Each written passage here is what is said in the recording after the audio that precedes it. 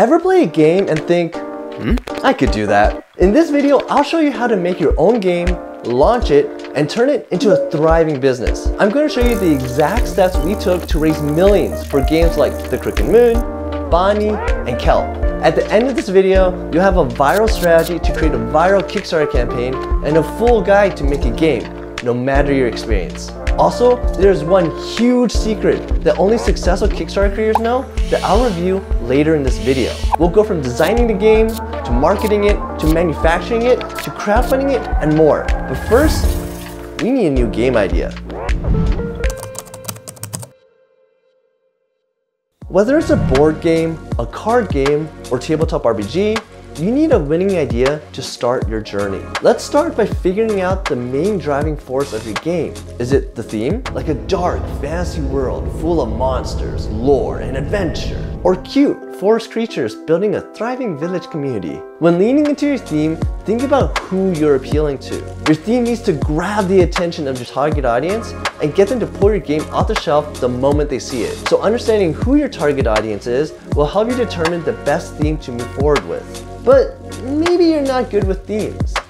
If so, think about a unique game mechanic, like a twist on worker placement, or an innovative board design. How is your game different from what's already out there? What unique experience are you creating for your players? It doesn't have to be huge, but having something even slightly different can make a memorable experience that gets people talking and thinking about your game long after they play it. Now, if you're struggling here, no problem. An easy way to do this is to look at a game that already exists and see how you can improve it or combine it with another game. For instance, maybe you love the engine building in Wingspan, but want to add more player interaction. So you find a way to incorporate the area control in Small World, and suddenly you have a new game with some cool, unique mechanics. But sometimes you don't even need to lean into theme or mechanics. You can lean into your components. Examples of this would be games heavy on miniatures, like Monster Hunter, or games with really cute and highly interactable pieces, like Steamed Up. When leaning in this direction, table presence and physicality is everything. Your components need to stop people in their tracks and make them stare in awe or squeal in excitement. They don't need to play the game, they just want the cool minis and cute squishies. But the catch here is that this path usually requires some serious manufacturing experience and sculpting skills. Because it's all about physicality and quality, you need to make sure you get the right people to make your pieces exactly how you imagine it. And when marketing your game, you need to be able to source quality prototypes to showcase both the idea and quality of your components. Now, the last thing you can lean into to drive your game is world building. This is more like thinking of an idea for a book or movie, then turning it into an interactable game. With this angle, it's important to not just flesh out your world, but also think about how your game mechanics integrate into that world, immerses the player, and drives the story forward. To be honest, this is probably the most fun direction you can take, but it's also the most difficult. Now, as you brainstorm ideas, it's important to write them down. You never know what inspiration will strike, so keep a log. Whether it's a classic notebook, a digital doc, or even a note-taking app. That perfect idea could hit you while you're sipping coffee, getting groceries, or even in the middle of game night. In fact, game night is a gold mine for ideas. Playing different games can spark that perfect idea for your own game, so keep your idea log always on hand. And here's a pro tip: when you're playing games, don't just play for fun. Ask yourself, what would I do to make this game even better? This question is a gateway to fascinating ideas. Let me give you an example. Our client Mikey, Richie, Andy, and the team at Legends of Adventurous were a bunch of buddies who played a lot of D&D. They even ran their own homebrewed campaigns, usually with a horror twist, and had a lot of fun doing it. So they thought, why not make our own supplement? And thus, The Crooked Moon was born. They drew inspiration from airy folklore, Halloween classics, and their own campaigns, and twisted it with unique gameplay mechanics like their fate weaving system. They made it easier for players to intertwine their character backstories into the main narrative. This was something a lot of players struggle with, especially if they're not as good at storytelling or improv as these guys were. By adding this mechanic to the already established D&D 5th edition system, the team at Legends of Adventurous didn't even spend a bunch of time creating a whole new tabletop system. They just added something that made an already beloved system even better. Now, let's talk about themes. Themes are what pull people in. A good theme grabs attention from the right people and gets them interested in learning more about your game. Now, we talked a little bit earlier about finding who you're targeting in order to figure out a theme. You want a theme that excites and pulls in your target audience. But if you don't have an idea of who you want to target, you can find a theme by thinking of something that excites and interests you. Because if you're passionate about it, it's going to show and make it more likely that you'll find more people just like you. For example, Dusty and Amy were particularly passionate about flowers and Victorian era history. Well, Amy was. So naturally, they made a game about Victorian era flower hunters, something no other game designer would even think about. Because they knew that niche so well and were so passionate about flowers, they were able to lean in hard into that theme and effectively capture it in their game and art. The result? They captured the hearts of thousands of other like-minded fans just by showing their game art through Facebook ads. They knew exactly what their fans looked for and cared about in a Victorian-era flower-themed game. So when they targeted that niche community, that community responded with raving enthusiasm, while other game creators outside the niche were left confused on how and why a game about flowers could be so popular. Now, you don't have to be a flower nerd to make a strong theme. You could be a bird nerd, a dragon nerd, a SpaceX nerd. The idea is that you lean into something you deeply care about, or can start caring about with great enthusiasm. Remember, the key is to choose a theme that resonates with you and your target audience. You need to be passionate about it so that you can reach others who are also passionate about it. Mechanics are the nuts and bolts that make your game work. Think of Splendor and how cards you purchase make it easier to buy future cards, or even something as simple as moving a hiker in parks to collect a resource, take an action, and block another player. When it comes to building the mechanics of your game, you can tackle it in two ways. You can start with a mechanic and build a theme around it, or start with a theme and tailor the mechanics to fit. There's no right or wrong answer here. It's really up to you and how you like to work. But whatever you choose, try your best to align your theme with your mechanics. A game tends to be more memorable and intuitive if your game aligns well with how you play the game. Now, a good way to start building your mechanics is to first figure out how you end and win the game. Is it going to be a race, like Catan? Will it be a point-grabbing game, like Ticket to Ride? Or maybe players have to meet a winning condition, like Spirit Island. Don't worry, if you find another winning condition that works better later in development, you can always switch it up. This just gives you a solid place to start working. Once you figure out the winning condition, you can start thinking about how players can achieve it. What do they need to do to get there? What does the flow of gameplay look like? What actions can players take per turn? You also have to think about how players are interacting with each other. Are they working together like in Pandemic? Are they working with each other while competing like in Catan? Or are they working against each other like in Small World? As you're determining these player interactions, it's important to think about how they're incentivized. Why would a player want to interact in this way? How does it get them closer to victory? If player interaction is a key part of your game, you need to make sure other mechanics don't allow players to bypass the interactions. You can make it so that interacting with other players creates a high advantage. Or you can even force players to interact with each other by creating competing objectives. Now, there are a few more things you need to keep in mind while creating your mechanics. Your player counts, your desired playtime, and your setup time. Depending on your target audience, you'll need to think about what you're aiming for. If you're targeting heavy gamers looking for an epic saga, then you'll likely need to make sure your game offers hours of unique playtime. Setup time isn't as big of a deal because your people are willing and able to dedicate an hour to set up a satisfying 4-hour game. However, you need to keep in mind that it's likely difficult to get 5 or 6 people for a 4-hour game. So you should try to optimize for a 2 to 4 player build and even consider making a solo mode. But if you're targeting families to pull out board games after dinner for an hour play session before bed, you need to keep in mind setup time and the ability to add more players so the whole family and occasional dinner guests can all play together and go to bed at a reasonable time. Measure the average length of your game, especially when playtesting your game, and consider how long it takes new players to learn it. And don't forget about the size and quantity of game component. How portable should it be? How much table space should your game take up? Larger boards and more components might add amazing table presence and increase the perceived value of your game, but they'll also make it less portable and more complicated to set up. That may mean your game hits the table less often and gets shared less over time. Now that you've got your base mechanics and board setup down, it's time to create a prototype. A good prototype brings your game from concept to reality. But at this point in the process, it doesn't have to be a masterpiece. It's about getting your ideas out of your head and into the real world where you can playtest with others. You can hold off on all the artistic details for now. This stage is all about testing and refining. So simple pencil-drawn game boards and cards are perfect. This way you can erase and make adjustments as needed without the pressure of perfection. Start by sketching your board design. This helps you get a sense of whether your board is too large or too small. Consider its size and elements. Depending on your game's theme and mechanics, it may include elements like a path, a playing field, or special landing positions. Next, gather things that can substitute your game pieces. Use anything handy: buttons, beads, Legos, coins, even components from other games. Keep them simple. These pieces will likely change as your game evolves. If you want to upgrade the feel a bit, you can go on Amazon and buy basic tokens in mass there. Wooden cubes, dice, and generic player pieces can all be bought there.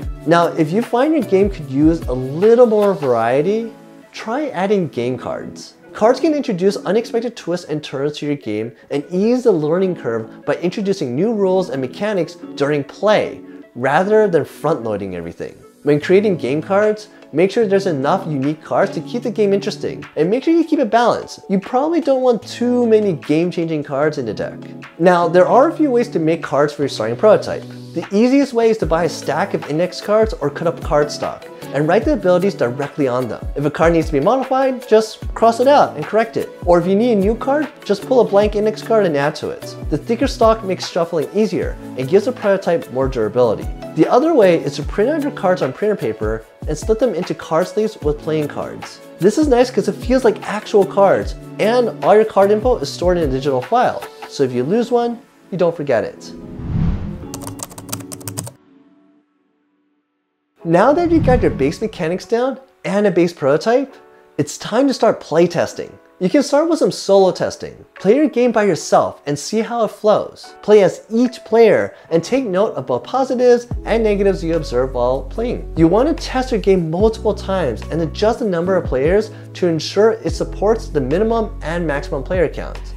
And do your best to break your game and reveal flaws like infinite loops, excessive repetitiveness, or dominant strategies that need balancing. Once you've solo tested enough, it's time to get some friends and family to play. The first thing you want to check as they play is to see if they're having fun. Depending on your friends and family, they might not tell you directly that your game wasn't very fun or that they were bored. So that's why it's important to read their body language. See how engaged they are while playing and interacting with each other. Are they strategizing their next move and anticipating each other's actions? Or are they checked out on their phones in between turns? Are they cursing their losses and celebrating their victories? Or do they look unattached to the outcome of the game? After they're done playing, you can also ask them a few targeted questions. Here are a few good ones. How long did the game feel? If a 45-minute long game felt like it lasted hours, it means your game was too complex, repetitive, or doesn't engage your players well. But if a lot of players say the game felt too short or ended too quickly, then it might signify that the pacing in your game is off. You want players to enjoy themselves to the point where it feels that time slipped away while feeling satisfied in the end. Saying something like 45 minutes when they really play for an hour is a great place to be. Alternatively, you can leave players wanting to play more. If they felt like the game was too short but followed up with, "I want to play again," that's a good sign. Another great question is, what did you like most about the game? And what do you like least about the game? These questions invite your players to start thinking critically about your game and talking openly about it.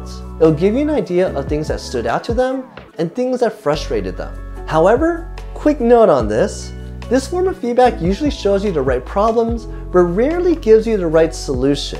Here's what I mean. Maybe someone thinks a certain card ability is too powerful and suggests you remove it from the game. They're probably right that it's overpowered, but maybe that card is also the most fun card to play. So the suggestion to remove it is probably not the right call. Instead, to fix the power balance, you can buff the power of a few other cards and even add a card that counters the problem one. The other thing to note here is that you have to keep your target audience in mind. There's a possibility a player doesn't like your game simply because it's not their thing. They may say, "I really didn't like how cutthroat the game is." But if your game is meant to be cutthroat, then that's a good thing. In fact, it might be another player's favorite parts. The key is to know what you want your game to be and who you know will like it. Keep those in mind as you're parsing through all the feedback you're receiving. As you playtest with friends and family, continue to look for broken or unbalanced parts of your game and keep iterating. But don't stop there. Find tabletop communities in your area and ask if they'd be down to playtest your game. Get acquainted with your local game store and see if they host community game nights. You might even find there's a playtesting group in your area. While playtesting with strangers, remember to observe how they interact with your game. Are they leaning in, fully engaged, or are they checked out, looking around the room? Also keep note of the questions they ask while playing. These are cues for areas of your game that are confusing or even contradictory. You can also put your game on Tabletop Simulator, Tabletopia, or Board Game Arena to start online playtesting sessions. Join a Facebook group or Discord for playtesters and put your game on a forum there with a link to the simulator. And if you can afford it, you can also visit gaming conventions. Most gaming conventions, big and small, have a space dedicated for playtesting new games. Try to get as many plays as you can with a variety of players, ideally with a good amount of repeat players too. The more plays you get in, the more likely you'll uncover any bugs or imbalances in the game, and repeat players are more likely to figure out if there is a dominant strategy that breaks the game. After each test, refine your prototype based on feedback and insights. Track the changes you make though, as some improvements may inadvertently introduce new challenges. Now, as you playtest, you might find that your game needs more work than anticipated. That's okay. Sometimes it's best to shelve the idea and use what you learned to start the next. Designing games is a journey of constant feedback and iteration. You're not going to get it perfect on the first try, so keep refining, keep inventing, and keep testing. Who knows, you might bring the game back later on and know exactly how to fix it. Or you might make an even better game on your next try, maybe even the next big hit. But before you jump ahead and launch a game, we need to talk about writing your rules. Rules will evolve as you continue to develop your game, but it's good to have a solid base rulebook to help scale your playtesting and see how easy it is to learn your game. When it comes to creating your game's rules, it's best to keep things simple and structured. Think about how you can present the rules in a narrative flow so that there's no information overload at any time. Most rules start with setup because that's the first thing you have to do before you start playing. Setting up the board also helps players get acquainted with their pieces and game terminology. So break it down into easy steps, and if possible, use imagery to help your players see exactly what you're referencing, instead of interpreting written descriptions. When you have the setup done, it's nice to start at the end. What's the goal of the game? If players understand what they're trying to achieve, they can better follow how each action and rule helps or hurts them in achieving it. That investment will keep them engaged as they learn because they can see how each section relates to their end goal. After stating the goal, you can dive into how you achieve it. What does the flow of play look like? What happens in each turn? What are the actions you can take? How many actions can you take? And are they done in a specific order? As players get a handle of what they can do, introduce ways it can be hindered. Can spaces get blocked? What do players need to watch out for? And don't forget the non-player phase. If there are enemies, challenges, or board effects, establish when and how these operate during gameplay. Last, how are actions resolved? If your game has a lot of complexity, it might be good to lay out an order of how things are resolved. You might also want to put a hierarchy of rules if there's a possibility for contradiction. For instance, if you have a rule that says you can't take an action if a player is in the same space, but you have a special card that lets you bypass that rule, you might want to make it clear that card descriptions always overrule the rulebook. Now that you have your base rules and mechanics down, it's time to start thinking about marketing. Alright, so you have a winning game idea and you've made a working prototype of it. It's easy work from here, right? Well, not really. Marketing is a crucial step to actually getting your game made and out into people's hands. It doesn't matter how great your game is, without great marketing, no one will know about it. The good news is, you got a good foundation just by thinking about your theme critically. Because when it comes to marketing your game, theme matters. And how that theme is communicated can determine the success of your game. That's why the first step you need to start strong in marketing is invest in your art. Your art is what captures your theme and brings it to life, both in your game and on your game box. Great art alone can win people over. Not so great art can lose customers. Now, watch out. This is where it's really important to check your ego and taste as well. You may have a distinct taste in style and art that may not resonate with your target audience, or may restrict your reach a bit too much. It's important to know what your fans like and what will actually get them to buy. One way to figure this out is to use a method that we developed at LaunchBoom, testing market validation with ads. Let me explain. You see, most people find validation in their product by surveying people for their opinions. While this can give you some nice data references, there's a gaping flaw. Those people aren't buying anything. Words are cheap. It's easy for people to say, I like option A more, or I love it, I'll totally buy it. It's a lot harder for them to pull out their wallet on the spot and give you money. I know this because we ran into the same issue when we started marketing crowdfunding campaigns. People would say, I love it, and give us their email. But when we launched, nothing. So we created something called the reservation funnel, where we would run ads and get emails from interested people, but we wouldn't stop there. After the email, we would ask for $1 to reserve a nice bonus when they back the game. We found that those who gave the $1 will be 30 times more likely to back our campaign. And for games, it was even higher.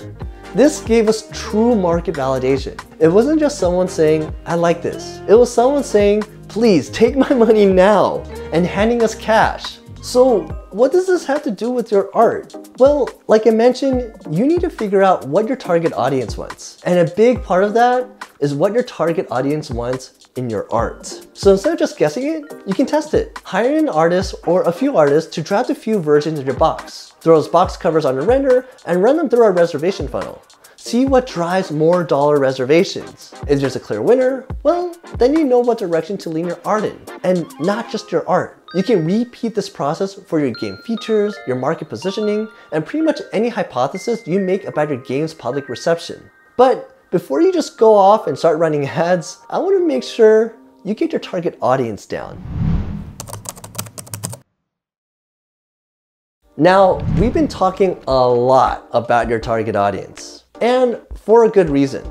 Knowing your target audience is the foundation of your marketing. Without it, everything you do will be ineffective. But how do you find your target audience? Well, a great way to figure out your target audience is to create a customer persona. This is like making a character sheet of who you think is your ideal customer. You can have fun with this by creating a little backstory, giving them an occupation, a family, and an income. But the most important part here is to ask the following questions. What do they do for fun? What brands do they buy from? Who do they follow? And what do they watch and listen to? You'll also want to ask, what games do they own and which is their favorite? Who did they play their games with and when did they do it? What do they look for when buying a game? And what are their top frustrations when playing games? These questions will help you figure out how to find and target these people with ads, what aspects your game should highlight, and what aspects your games should focus on developing. For instance, with our client Bear Mountain Camping Adventure, their target audience enjoys camping, hiking, and traveling. They buy from Patagonia, North Face, and REI, probably subscribe to Nat Geo, Outside Magazine, and Lonely Planet, and watch Planet Earth and documentaries like Free Solo. They likely own Ticket to Ride, Catan, and Parks, but Parks is likely their favorite. They play with their family and friends on evenings when they're reined in, and occasionally take games with them when camping.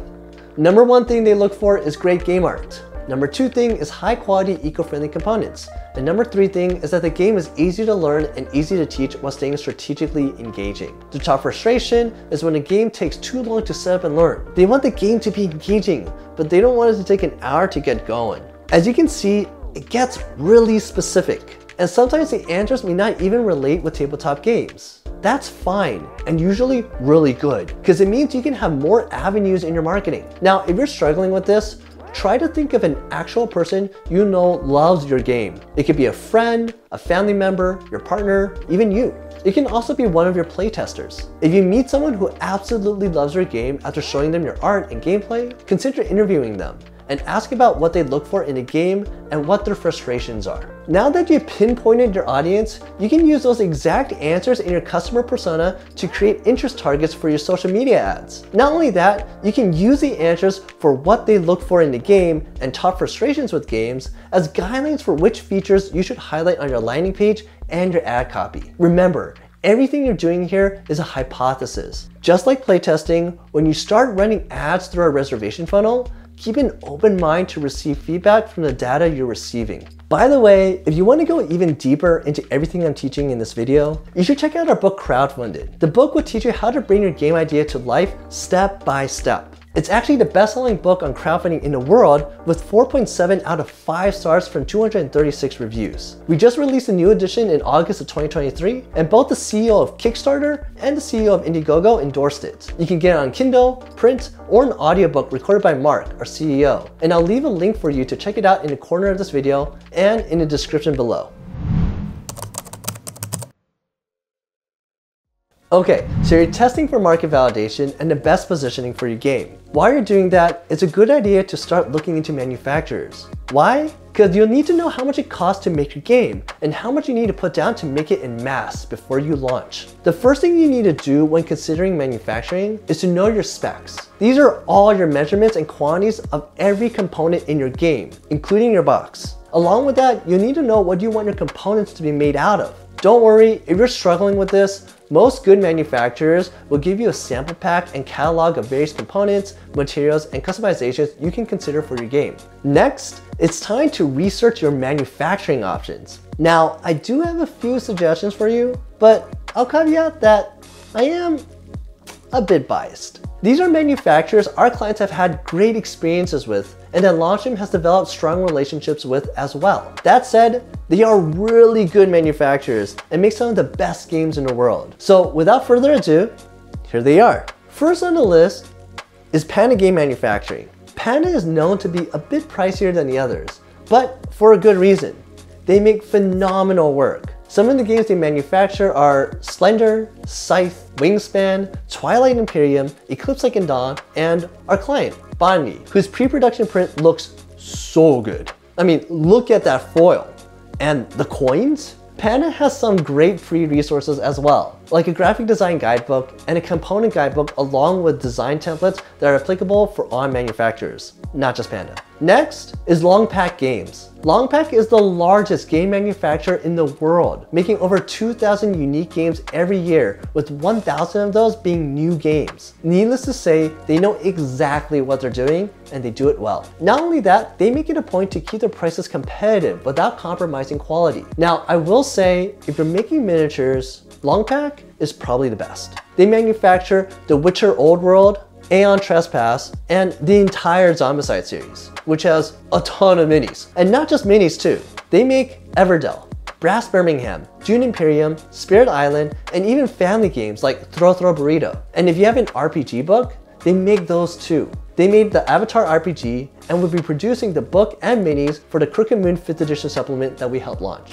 And finally, there's What's Games. What's Games has also made a lot of award-winning games and offer a lot of budget-friendly solutions and guidance. They're also really friendly and will ship you an amazing sample pack that I am absolutely in love with. Seriously, thank you, Drew. Some of the games they manufacture are Ark Nova, Isle of Cats, Clank, King of Tokyo, and our client, Kelp, which I'm really excited to get. Now, you don't have to use any of these manufacturers. They're just the top 3 our clients have used and recommend. If you want to do your own research and find factories direct, a cool free tool you can use is Import Yeti. Import Yeti lets you find the suppliers for any company in the world. So all you have to do is search up the publishing company of a game with similar components as yours, and you'll find who their manufacturers are. Once you know that manufacturer, you can then reach out to develop a relationship and get quotes. Now, when you're getting quotes, it's important to build a relationship. Don't just throw your specs at them and take the first number you get. Ask questions about what they would recommend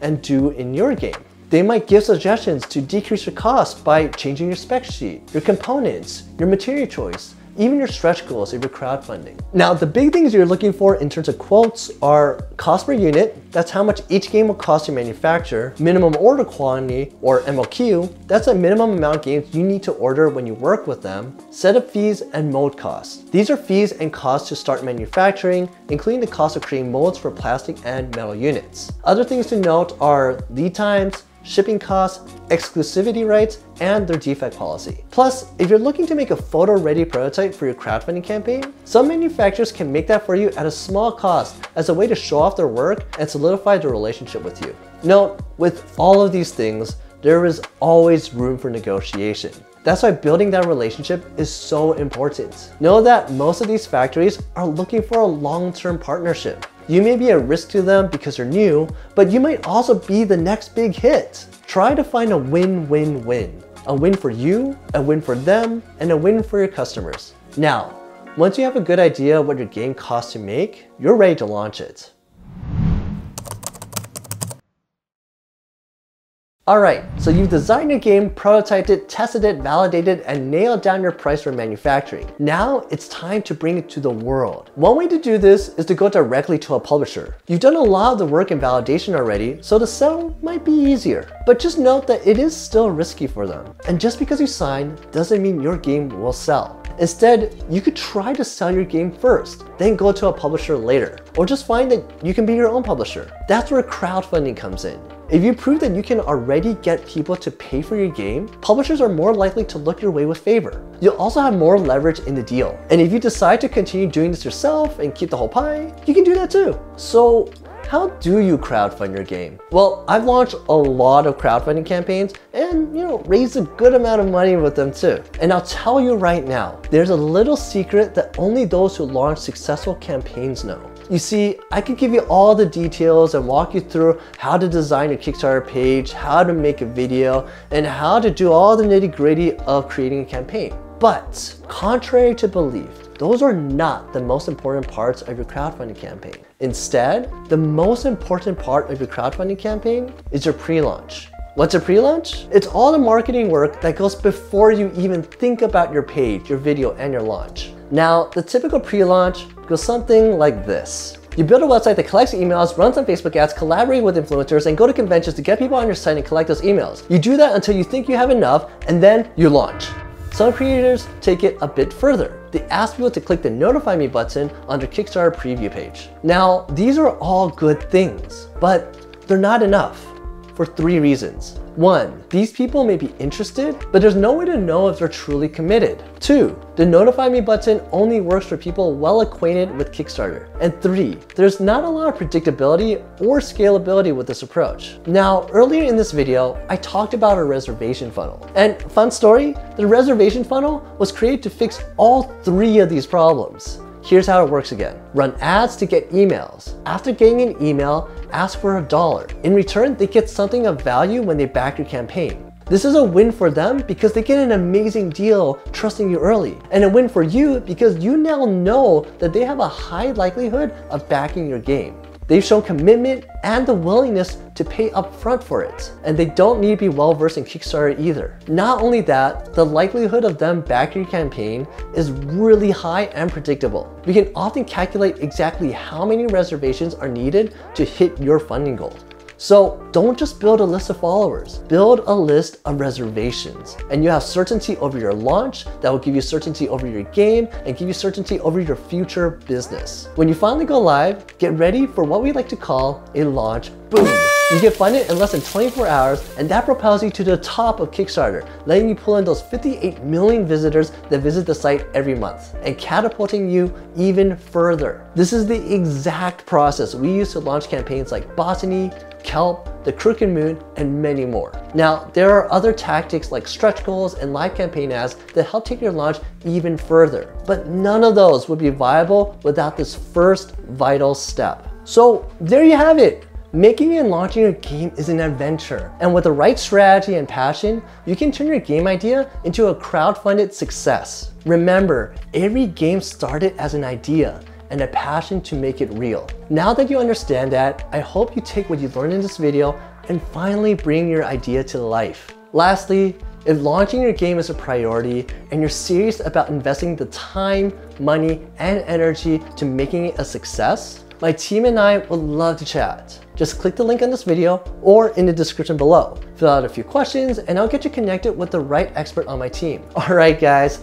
Thank you so much for watching. If you learned something in this video, I'd really appreciate it if you gave it a big ol' like. And if you want more stuff like this, subscribe to our channel. That's all for now, folks. I'll see y'all next time.